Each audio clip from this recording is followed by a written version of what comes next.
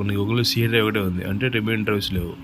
So అది మనం ఎలా క్రియేట్ చేయాలని మీకు వీడియోలో చూపిస్తాను.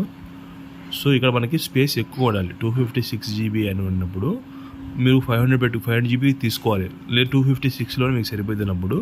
సో మనకి సి అనేది 100 పెట్టండి, ఎందుకంటే డెస్క్టాప్ మీద ఉండే డౌన్లోడ్స్ ఉండే డేటా మొత్తం సికి కంపేర్ అవుతాయి. సో రిమైన్ డేటాని మనం స్విచ్ చేద్దాం. ఓకే, సో ఇప్పుడు మనం ఎలా చేయాలంటే ఇక్కడ మనకి ఇక్కడ విండోస్ బటన్ ఉంది కదా, సో దీనికి రైట్ క్లిక్ ఇస్తే డిస్క్ మేనేజ్మెంట్ ఉంటుంది. సో డిస్క్ మేనేజ్మెంట్ క్లిక్ చేసినప్పుడు మనకి ఇది ఇలా వచ్చిన తర్వాత సో మనం సి నుంచి డేటా పిక్ చేస్తున్నాం కాబట్టి ఉన్న స్పేస్ని డివైడ్ చేస్తున్నాం కాబట్టి సి మీద రైట్ క్లిక్ చేయండి. మళ్ళీ ఇక్కడ సో ఇక్కడ షింక్ వాల్యూ అని ఉంది. షింక్ వాల్యూ మీద క్లిక్ చేసినప్పుడు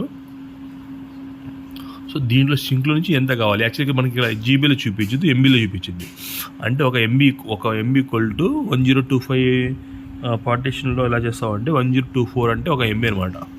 సో ఇక్కడ మనం 1024 అంటే ఒక ఎంబీ.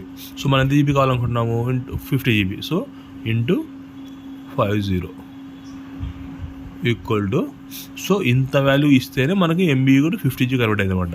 సో నేనేం చేస్తున్నాను ఇక్కడ 51, మనకి ఎంత వచ్చింది వాల్యూ 51,200. సో నేను ఇక్కడ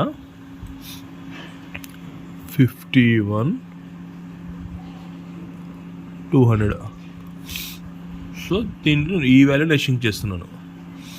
సో షింక్ అయినప్పుడు సో మనకి ఇక్కడ అనే లొకేషన్ వచ్చింది చూసారు, అక్కడ 50 GB యాడ్ అయింది, నెక్స్ట్ దీనిలో బయటకు వచ్చింది.